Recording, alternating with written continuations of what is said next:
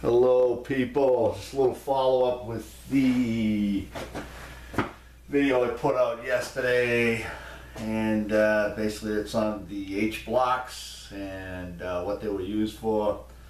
Potential gravity machine for space stations for intersolar travel, if you will. Currently we're in the Stone Age, no pun intended, when it comes to skipping around the solar system, getting to the moons and the planets and this, that, and the other thing. So I'm just going to put forth a little bit more theory, a theorem, just like this one here. There is something about the moon. I don't know if you can see that. Those are images on the moon, unbeknownst to most of the human population.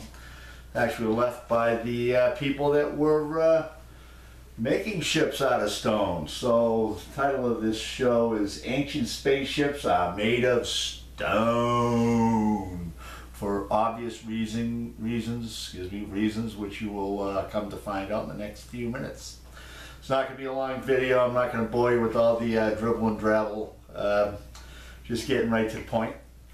So Peru was the location for building stone spaceships for intersolar system travel. I'm repeating myself.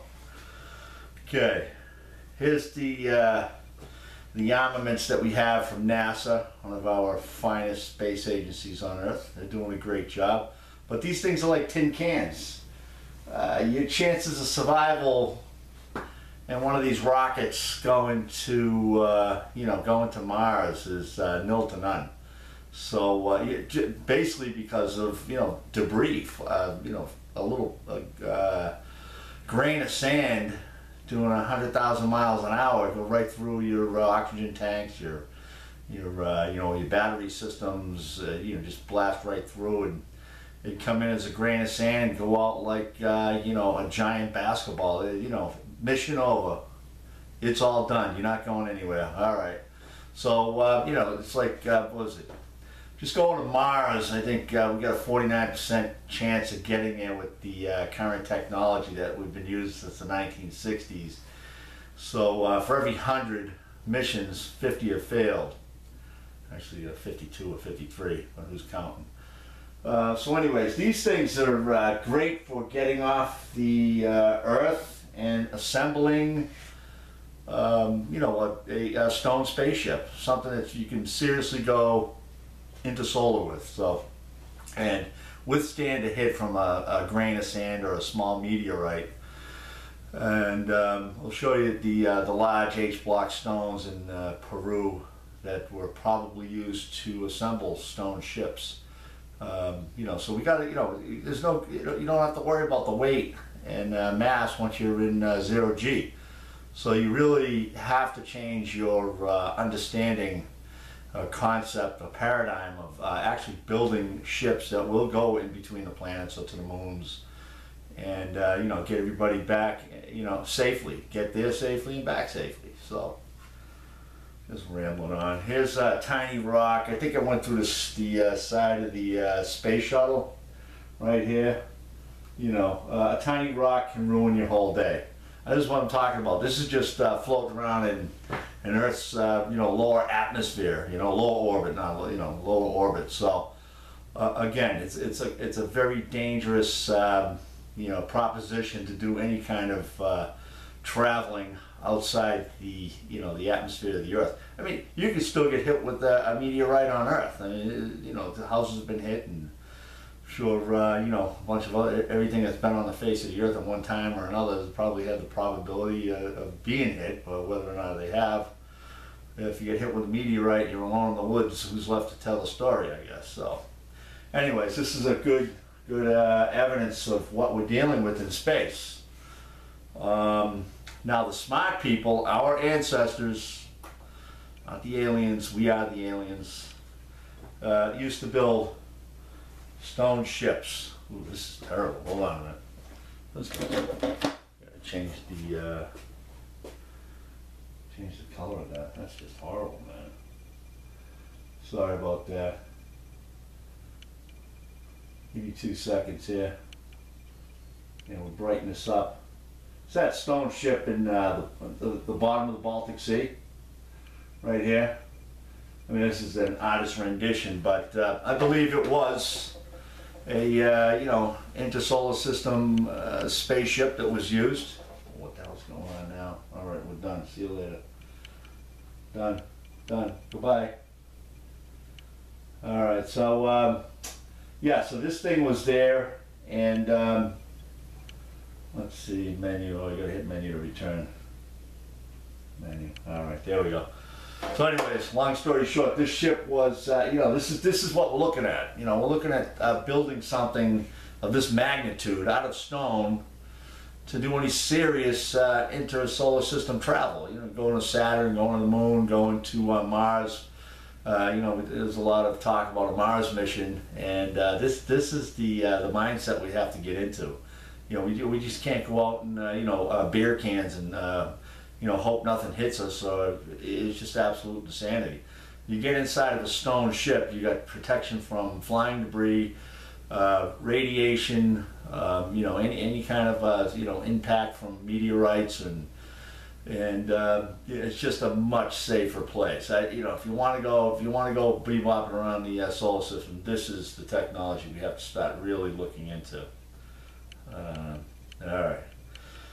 Puma Punku and the infamous H blocks, man. These are I want to turn. I'll just leave the. I'm just going with the color. It's just going to get worse anyway. You don't need to see me. These are H blocks. My video I just put out, basically in a nutshell, was you know, my concept of what these things were doing, and they're assembly you know, material that can be put together and make different machines. One of the machines I pointed out yesterday was a artificial rotational gravity machine to basically have a space station that had artificial gravity, so you could go in your stone ship with an artificial gravity system made up of these H blocks. You can check out my earlier video on it. But getting back to this point, I just wanted to finish up with these H blocks. Been on my mind for quite some time, so I'm just dumping this stuff so I can move on to something else, and hopefully you know, we could jumpstart some common sense space travel on planet Earth like the you know, our ancient ancestors used to do. Trucking right along, we'll get into a couple of these H block configurations, pictures, and you'll notice right here, right on the top there, hope you guys can see this, yeah, on the top, you see these recesses. You know, there's recesses in there, and these are dovetail joints. If you look down at the top, looking down on top of these things, they're actually V-shaped. You know, it's a dovetail joint that you usually have on drawers, furniture, and you know, many other you know, wood joints, and they, you know, used in the steel industry. Any industry uses dovetail joints. They're a very strong joint. You slide them in from the side, and you know, you tighten them up, you're good to go. Let's see. This is a artist rendition of you know, you got dovetails, H block joints with a polymer tie going between the two, and you know, you could fill it with polymer.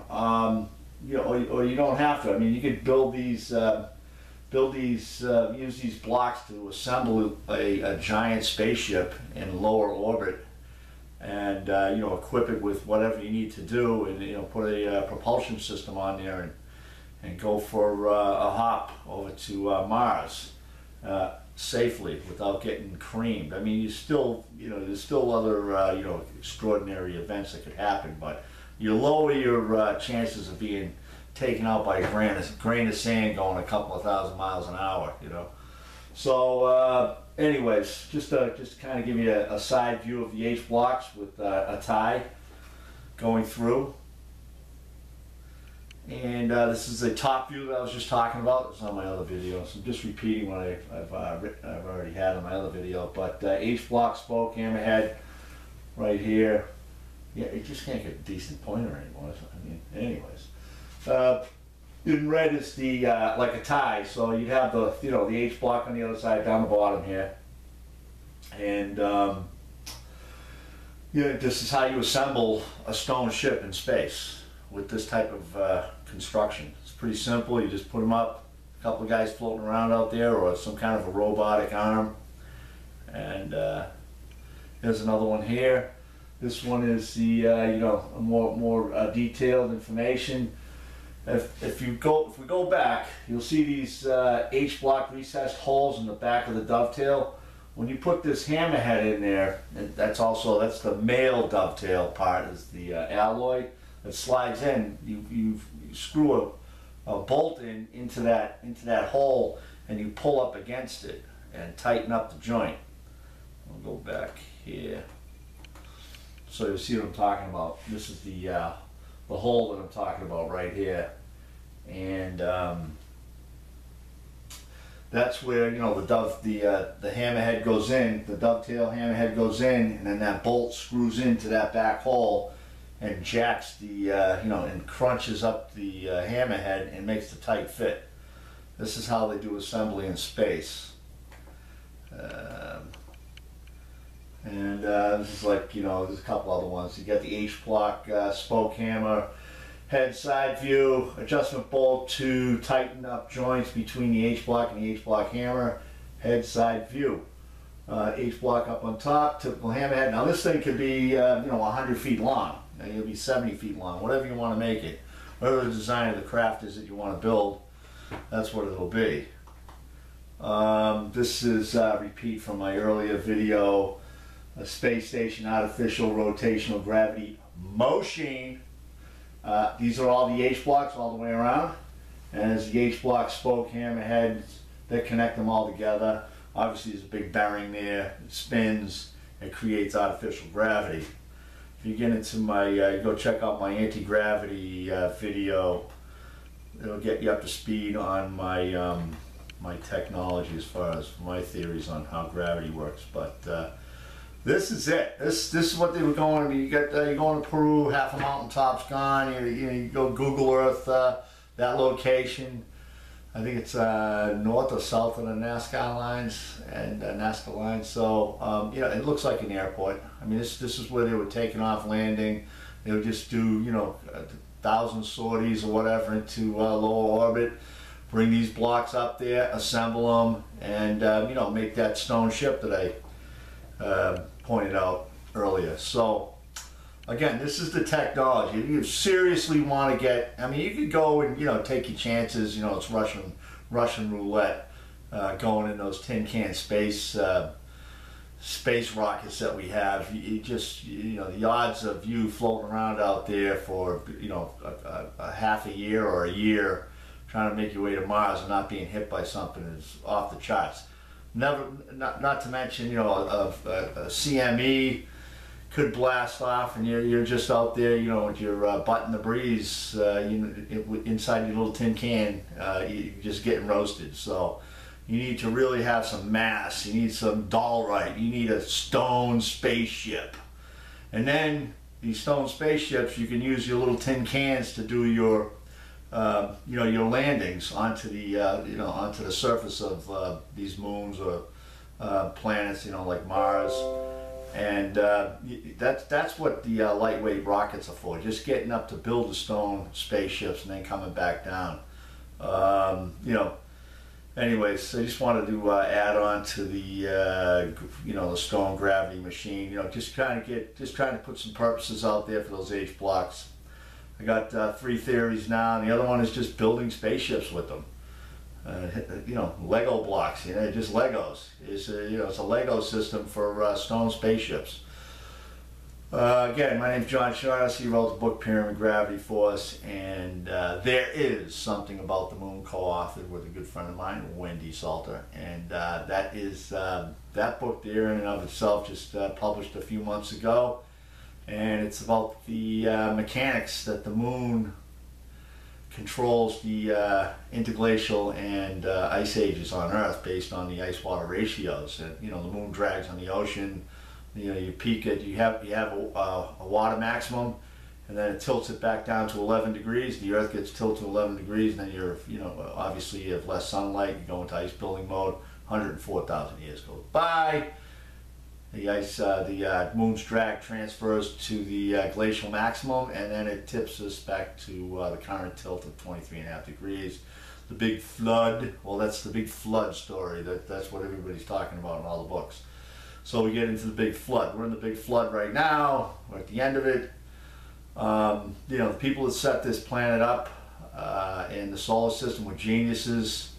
And you know, there are protection systems on this planet that will you know, shut the planet down, put it into an ice age. It's up to us on the ability to extend the interglacial period based on our you know, ability to work in harmony with nature. You know, the scorch and burn system that we're into right now is not going to do it. We're just not going to extend the interglacial period much more than maybe, you know, what we're at right now. So anyways, check out my books. I'll leave the links on the bottom of the this YouTube channel to my website. You can buy the books. You know, leave some comments, throw a couple of likes up there. I work for likes. I'm cheap labor, and subscribe. Okay, peace out, people. Catch you on the flip side.